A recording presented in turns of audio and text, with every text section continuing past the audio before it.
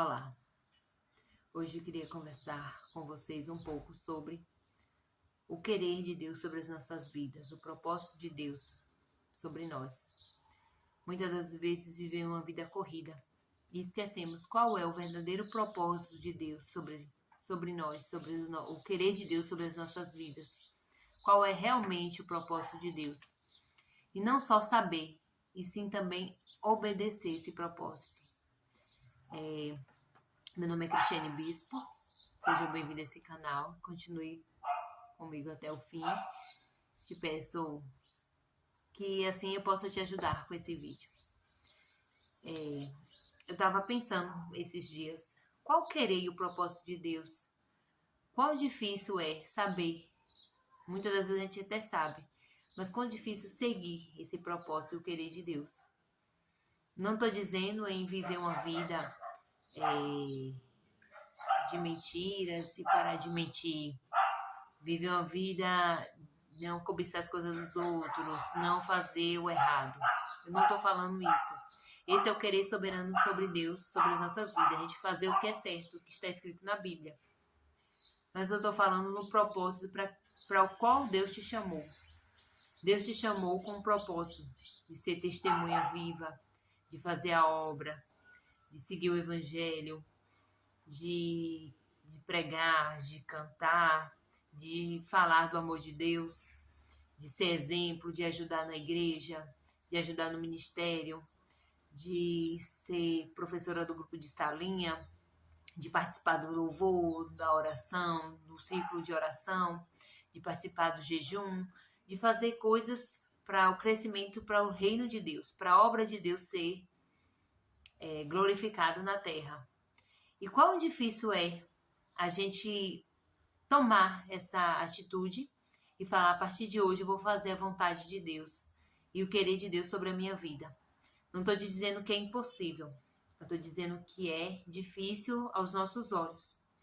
Porque quando a gente fala, eu quero me envolver com a obra, eu quero fazer a vontade de Deus, aparecem coisas e acontecem coisas que nos levam a um caminho de dúvida. A gente fala, será que Deus me chamou para isso mesmo? Será que Deus quer isso mesmo? Será que o querer de Deus sobre a minha vida é isso? E a gente vai vivendo a vida desse jeito. Muitas das vezes preocupados com o que é a vez de comer, com o que é a vez de beber, de nos dedicar ao trabalho, à vida singular, preocupada com a casa, com a família, preocupada com tantas outras coisas. E a gente vai deixando o reino de Deus por último. A gente vai deixando as coisas de Deus sempre em segundo ou terceiro lugar. Muitas das vezes nem tem tempo, nem tem espaço nas nossas vidas.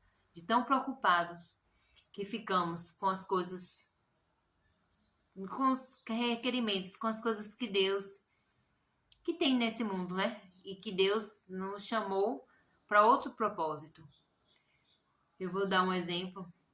Eu li um dia desse falando sobre o povo do Egito. Quando o povo estava escravizado no Egito e ele foi chamado para adorar o Senhor, e Moisés foi falar com Faraó, o que Faraó disse? Esse povo está ansioso, esse povo está desocupado, então vou colocar ocupações, vamos dobrar o número de serviço deles, vamos dobrar o número de trabalho. Agora, a partir de hoje, a gente não vai dar mais a lenha, eles vão ter que procurar a própria lenha e fazer os tijolos. E assim eu quero ver se eles vão querer servir esse Deus, se eles vão querer ter tempo, se eles vão ter tempo para servir esse Deus. E assim Faraó fez, para aumentar a ocupação, a preocupação do povo. E o povo se preocupou realmente porque ia aumentar o número de serviços. E eles questionaram a Moisés. E aí depois Moisés continuou insistindo a Faraó que libertasse o povo. E aí Faraó disse assim, então esse povo continua ainda, eu aumentei o número de serviços dele, de tempos de serviço, e ainda eles continuam querendo adorar esse Deus, então eu deixo vocês irem, mas que vocês não vá muito distante, que vocês permaneçam perto. E aí assim o diabo faz, né? O diabo, a Faraó é uma figura do diabo sobre a terra. Então o que acontece? Muitas das vezes para a gente não se envolver com a obra, o diabo bota estratégias para a gente continuar perto das coisas do mundo. Perto da, tipo assim, é normal cantar músicas singulares, é normal cantar músicas que não sejam só louvores e adoração a Deus, é normal vestir roupas assim sensuais, é normal você falar da vida do outro, que a gente continue com atitudes e comportamentos que estejam próximos ao Egito, para a gente não ficar muito longe, muito distante entre adorar a Deus e da terra do Egito. E assim Moisés continua insistindo que libertasse o povo, que Faraó libertasse o povo para adorar a Deus. E aí Faraó disse assim, tá bom, eu deixo vocês irem até onde vocês quiserem, mas que as mulheres e os gado, as mulheres e as crianças fiquem, e o gado. Aí, trazendo para o mundo de hoje, sobre essa pregação que eu vi, ele falava assim, quando o Egito, né, que o mundo quer que a gente permaneça dizendo que adora ao Senhor, mas que as nossa renda, nosso vínculo de trabalho, nosso vínculo que ele pediu para deixar os gados e as rendas continuarem lá no Egito e eles forem adorar a Deus, porque eles sabiam que depois eles iam querer voltar, né, para buscar a sua renda, para buscar os seus bens. E assim o diabo faz estratégias para a gente dizer que está adorando ao Senhor, servindo ao Senhor, mas que a gente vive preocupado com as rendas financeiras, com as coisas que vai prover, né? O amanhã, o que a gente vai fazer com a nossa família, o que a gente vai fazer com a nossa vida financeira. Então são preocupações, são questões que estão até hoje, desde o tempo do Egito, né? Que Faraó usou questões para amarrar o povo ali no Egito, para permanecer, que o povo permanecesse no Egito. Assim também o diabo faz até hoje estratégias para a gente permanecer meio que entre servir a Deus e a vida singular. Servir a Deus e o que a gente vai fazer, o que é que a gente vai. Vou dar um exemplo. Muitas das vezes a gente quer servir, eu quero ir até pro culto hoje, mas eu não vou ter tempo porque amanhã eu tenho que fazer o almoço. Eu queria até hoje ajudar na salinha com as crianças. Porém, eu não tenho paciência, eu não tenho. Então a gente vai colocando desculpas. A gente vai procurando outras coisas para substituir.